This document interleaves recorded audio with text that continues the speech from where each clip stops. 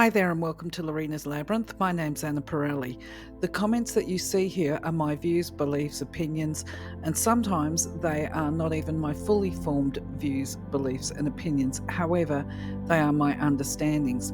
Please do retain an open mind and reflect on any of the content and your comfort levels. If your views differ, please feel free to leave a comment. Also remember, it is possible to disagree in respectful ways.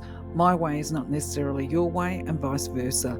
You might also find that some of the content on this playlist in regard to spiritual or universal laws, it resonates with you, meaning it feels right to you, while other laws may not feel right or they may not feel comfortable.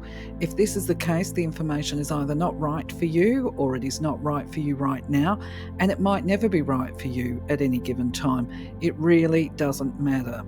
As an earthy and practical person, I can put my hand up with all honesty and say that I have at different times had the same feelings about some of the content in here. And with some of them, I still have a level of skepticism within my viewpoints, but I choose to retain an open mind about the things that I don't fully understand for a few reasons. Firstly, because I believe it would be supreme arrogance to think that we all know all of the answers while we have a body. And because what is right for one of us is not necessarily right or suitable for all of us, and I choose to respect the differences. Please do leave your opinions, beliefs. Feel free to argue the points in a respectful way with any of the content on the slides and even my interpretations. And if you feel that you can add clarity around some of the content, we would all love to see it. Thank you. For now, though, let's explore the laws. All creation is governed by law. The principles that operate in the outer universe, discoverable by scientists, are called natural laws. But there are subtler laws that rule the hidden spiritual planes and the inner realm of consciousness. Contained within these laws, or conditions, is the true nature of matter. Knowledge of these laws has an effect upon the mental urges. Mind is the builder. Stay in full mindfulness of the application of universal law as related to self and to others, and know that in love all life is given, in love all things move. In giving one attains, in giving one acquires. In giving, love becomes the fulfillment of desire, guided and directed in the ways that bring the more perfect knowledge of self as related to the universal, all-powerful, all-guiding, all divine influence in life. Love is life. When we go back, merge with the God source, in some infinitesimal but profound way, we expand the mind of God. Our higher self always points the best and most perfect way, and it is ours to listen and choose or reject what we hear. It does not blame, but patiently tries again to show the perfect way, the loving way. All of creation pushes forth. We are ever becoming. Identity ever remains. Universal Law number 82. The law of right human relations. This law helps us define limits of behavioral control with others in third dimension. Let no one assume to forcibly teach, counsel, or guide, for we all have the greatest of these we could hope for already within us. While each teacher is in a manner a director, the individual person may only be a means, not a way of life. A strong action may promote refusal and achieve rejection, or it may encourage one to become dependent on another's will. By not searching for excellence within, one refuses the gifts already there but not recognized or realized. In our relationships, we achieve greater results with others by our own fine example and also listening. People answer their own questions if given enough opportunity. The only real control we ever have and need is with self. So from my perspective, this one's fairly easy to interpret, understand, and speak about, except that, of course, I'm trying to condense it down into a format that anybody could understand, and hopefully I'll do the content justice, okay?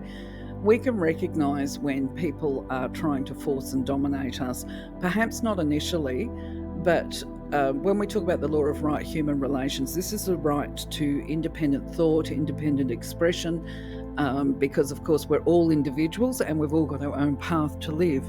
Now, as we grow and develop, we meet people along our pathway who will attempt to, as I say, either force or dominate us overtly, which could be saying you need to, you should, this is what you need to do, and you need me, these kind of comments, right?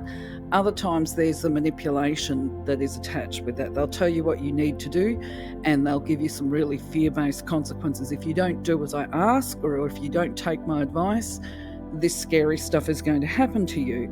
And of course, the person that's being told what they need to do by this other person might actually feel in their heart, no, that's not correct. You know what I mean? That's not correct. It's not right for me. I don't feel this is the right thing to be doing. But as they try and explain to the person that they feel this is not correct, that builds this resistance and rejection from the person that is attempting to influence them to accommodate their needs. And they can certainly become, at worst, very aggressive and vindictive if they don't get their own way. And then other times they can be extremely manipulative. Yes, let me just think on this for a moment before I'll pause it. The point I'm trying to come to is because while we can see this overtly in our non-spiritual aspects of life, it also is apparent when we've got really inappropriate people acting as teachers and positioning themselves as somewhat superior to their student or mentee, if you like, where they will try and influence a person. Now, when these spiritual teachers are doing this, usually it's accommodated with, no, you must see me for another so many consultations. It's money motivated or it's ego motivated. And fortunately for me, I was able to observe this in the very early days of my conscious awakening, if you like. And I was witness to some really inappropriate conduct by a lady who positioned herself as a teacher. She didn't try and hold it over me because at the end of the day, I guess I was a mature woman and there was something about her which I now recognise what it was about that I found to be repelling about her. So I just kept my distance. I was obviously awakening and I tried not to judge her. And in fact, I didn't. My judgment came in after the fact when the damage was done, and that was pretty unfortunate. Anyway, where I'm going with this is the inappropriate use of her influence and power, if you like, where she tried to power over a 21-year-old woman and a 12-year-old girl, actually ended up with both of them with significant psychiatric issues and having to be hospitalised. From a position of hindsight, by the way, I've got to say that the lady that was positioning herself as a teacher, I think she probably had some pretty significant mental illness herself. But either way, she was very persuasive and quite forceful. And so I can see in this law what it's saying, that basically we don't actually need other people. It's okay to question a person's agenda if they're trying to tell us what we should and shouldn't be doing. And the other thing is that caution for each of us as individuals, that never try and force somebody to do what you think they need to do, because even if you're right, the bottom line is when we attempt to use force, it's going to create discomfort for that person. And some people have to learn their path anyway. Some people have to go through the experiences, even if we are right, and we see something. For instance, if I'm doing a card reading and I see in the cards that this person is heading for a bit of a disaster, I can actually turn around and say to them, look, the cards are indicating blah, blah, blah, but and deliver with sensitivity, I might add, and give them alternative solutions and options. But fear-based messages certainly aren't guided messages anyway. And the other thing is, when we try and force somebody to do what we want them to do. So let's say I'm a parent and I'm trying to get my child to do what I want it to do because I'm thinking, don't do it, it's going to be a big mistake, right? The more I try and push them into doing what I consider to be the wise thing to do, the more they're just going to resist and walk away and, you know what I mean, and walk their own path, whether it is a healthy or wise choice or not. So, yeah, it's not for us to dictate to other people how they live their lives. We can just make suggestions and it's up to them. Now, a word of warning that I did get many, many years ago, and thank God for that, because it was probably around about the time I met this very questionable teacher. It was by somebody. It was actually when I first started using the internet. I found myself on a website, and I can't remember what it was called now, but the guy had said on there, one word of advice if I can give you in all my 20 odd years of teaching and supporting people to develop themselves is, if a teacher tells you that you need them, that is the time you need to run like the wind for the hills. And I maintain that as well. You don't need anybody, right? You just need to access your own internal resources and learn to listen to your intuition. A good teacher can help you to do that, but it doesn't mean that you need them. It just means that they can be helpful. And I must say that a wise teacher is there to empower people and not to disempower them.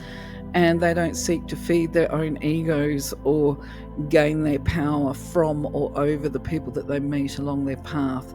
So those are just my thoughts of how this law of right human relations applies. But of course, as always, I'm eager to hear what your thoughts are, what your experiences are, and how you interpret this law. So feel free to leave a comment, won't you? All right, I'm going to leave you for today. Take care. I'll catch you soon. Catch you on the next one. Bye-bye for now.